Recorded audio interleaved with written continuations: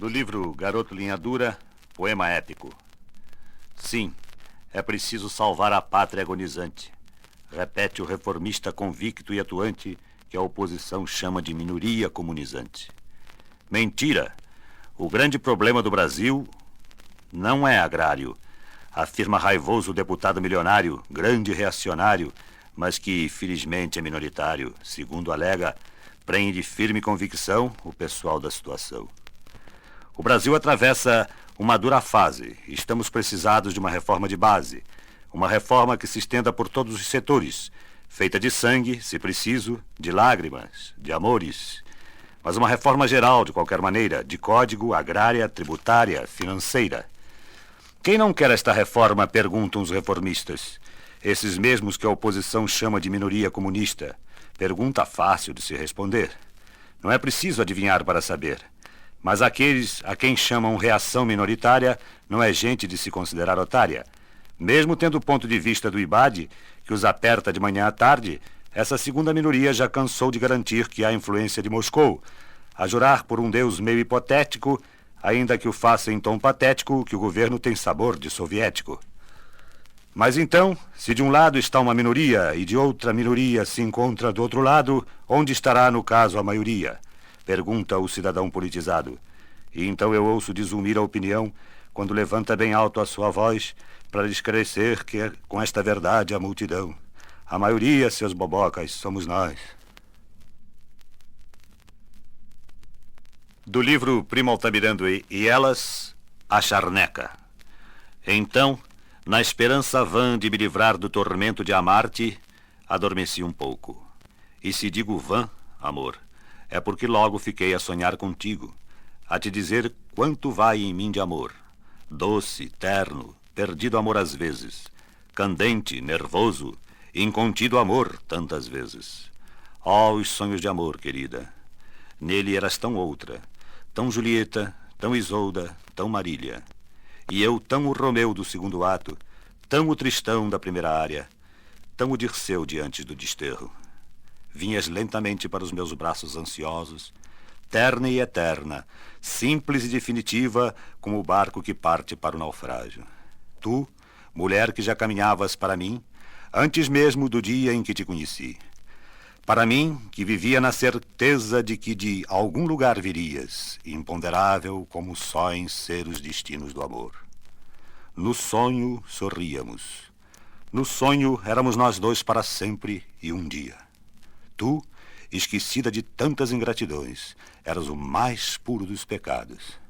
Eu, vivendo o momento em que o homem prova a si mesmo ter um pouco de eternidade, olvidava antigos dissabores, as noites sofridas, as lágrimas caídas, a dor. E tão glorioso fiquei, que em mim couberam todas as glórias. Abateram-se sobre minha cabeça todos os hinos. E se Beethoven eu fosse, passaria num átimo da patética à heróica. Que incontida alegria! Desprendi-me de ti e saí a correr pela charneca. Na verdade, eu nem sei o que é charneca, mas isso fica bacana pra burro em romance inglês. Do livro Garoto Linha Dura. Não sei se você se lembra. Então, não sei se você se lembra, nos veio aquela vontade súbita de comer ciris. Havia anos que nós não comíamos ciris, e a vontade surgiu de uma conversa sobre os almoços de antigamente. Lembro-me bem, e não sei se você se lembra, que o primeiro a ter vontade de comer ciris fui eu, mas que você aderiu logo a ela com aquele entusiasmo que lhe é peculiar sempre que se trata de comida ou de mulher. Então, não sei se você se lembra, começamos a rememorar os lugares onde se poderia encontrar uma boa batelada de ciris para se comprar, cozinhar num panelão bem grande e ficar comendo de mãos meladas, chão cheio de cascas do delicioso crustáceo e mais uma cervejinha para rebater de vez em quando. E só de pensar nisso a gente deixou para lá a vontade pura e simples e passou a ter necessidade premente de comer ciris.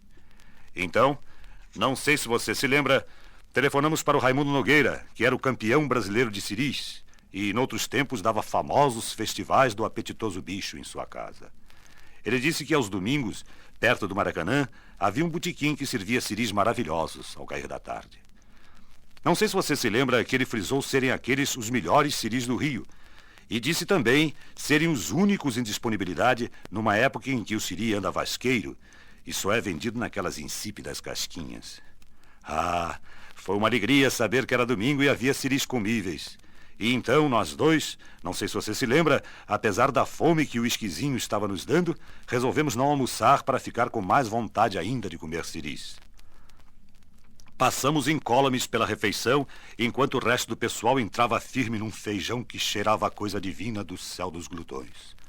O pessoal, aliás, achava que era um exagero nosso guardar boca para um siri que só comeríamos à tarde, porque podíamos perfeitamente ter preparo estomacal para eles após o almoço. Mas, não sei se você se lembra, fomos de uma fidelidade espartana aos siris. Saímos para o futebol com uma fome impressionante e passamos o jogo todo a pensar nos siris que comeríamos ao sair do Maracanã. Então, não sei se você se lembra, saímos dali como dois monges tibetanos a caminho da redenção. E chegamos ao tal botequim. Então, não sei se você se lembra que a gente chegou e o homem do botequim disse que o siri já tinha acabado.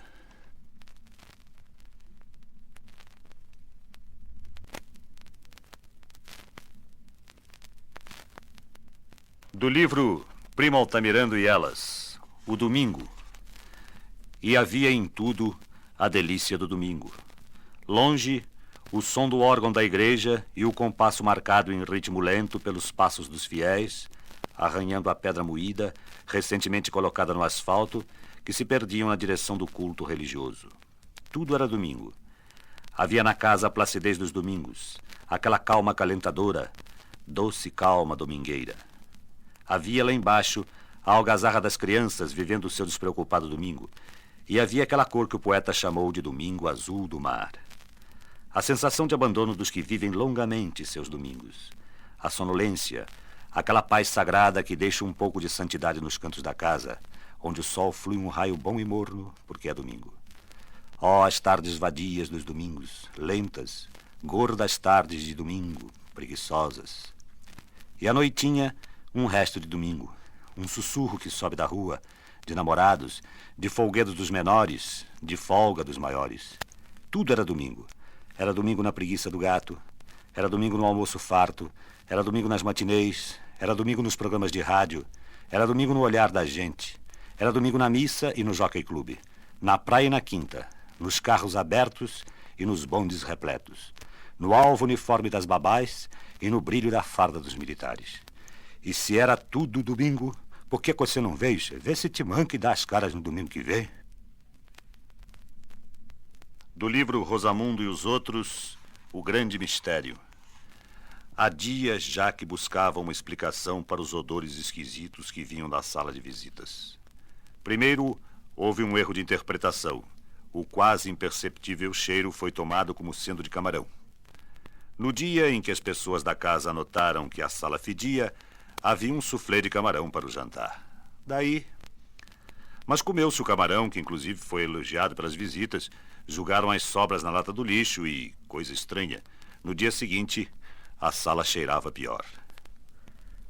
Talvez alguém não gostasse de camarão e, por cerimônia, embora isso não se use, julgasse a sua porção debaixo da mesa. Ventilada a hipótese, os empregados espiaram e encontraram apenas um pedaço de pão e uma boneca de perna quebrada que Giselinha esquecera ali. E como ambos os achados eram inodoros, o mistério persistiu. Os patrões chamaram a arrumadeira às falas, que era um absurdo, que não podia continuar, que isso, que aquilo. Taxada de desleixada, a arrumadeira caprichou na limpeza, varreu tudo, espanou, esfregou e nada. 24 horas depois, a coisa continuava. Se modificação houvera, fora para um cheiro mais ativo. À noite, quando o dono da casa chegou, passou uma espreguiçação geral. E, vítima da leitura dos jornais que folhearam na lotação, chegou até a citar a Constituição na defesa dos seus interesses. Se eu pago empregadas para lavar, passar, limpar, cozinhar, arrumar e amassecar, tenho o direito de exigir alguma coisa. Não pretendo que a sala de visitas seja um jasmineiro, mas feder também não. Ou sai o cheiro, ou saem os empregados. Reunida na cozinha, a criadagem confabulava. Os debates eram apaixonados, mas num ponto todos concordavam. Ninguém tinha culpa. A sala estava um brinco, dava até gosto ver. mas ver somente, porque o cheiro era de morte. Então alguém propôs encerar. Quem sabe uma passada de cera no assoalho não iria melhorar a situação. Isso mesmo, aprovou a maioria, satisfeita por ter encontrado uma fórmula capaz de combater o mal que ameaçava seu salário. Pela manhã, ainda ninguém se levantara e já a copeira e o chofer enceravam sofregamente, a 4 mãos. Quando os patrões desceram para o café, o assoalho brilhava. O cheiro da cera predominava, mas o misterioso odor que há dias intrigava a todos persistia. Persistia a uma respirada mais forte. Apenas uma questão de tempo. Com o passar das horas, o cheiro da cera, que era normal, diminuía, enquanto o outro, o misterioso, estranhamente aumentava. Pouco a pouco, reinaria novamente para desespero geral de empregados e empregadores. A patroa, enfim, contrariando os seus hábitos, tomou uma atitude. Desceu do alto do seu granfilismo com as armas de que dispunha e com um tal espírito de sacrifício que resolveu gastar os seus perfumes. Quando ela anunciou que derramaria perfume francês no tapete, a arrumadeira comentou com a copeira: Madame apelou para a ignorância. E, salpicada que foi, a sala recendeu. A sorte estava lançada. Madame esbanjou suas essências com uma altivez digna de uma rainha a caminho do cadafalso. Seria o prestígio e a experiência de Carvin, Patou, Fa, Schiaparelli, Balenciaga, Piguet e muitos outros contra a ignóbil Caatinga. Na hora do jantar, a alegria era geral. Não restavam dúvidas de que o cheiro enjoativo daquele coquetel de perfumes era impróprio para uma sala de visitas. Mas ninguém poderia deixar de concordar que aquele era preferível ao outro, finalmente vencido. Mas eis que o patrão, a horas mortas, acordou com sede. Levantou-se cauteloso para não acordar ninguém e desceu as escadas rumo à geladeira. E ainda a meio caminho quando sentiu que o exército de perfumistas franceses fora derrotado. O barulho que fez daria para acordar um quarteirão, quanto mais os de casa, os pobres moradores daquela casa, despertados violentamente e que não precisavam perguntar nada para perceber o que se passava. Bastou respirar. Hoje pela manhã, finalmente, após buscas desesperadas, uma das empregadas localizou o cheiro. Estava dentro de uma jarra, uma bela jarra orgulho da família que foi tratada por raríssima peça e era da dinastia Ming. Apertada pelo interrogatório paterno, Giselinha confessou-se culpada e, na inocência dos seus 3 anos, prometeu que não fazia mais. Não fazia mais na jarra, é lógico.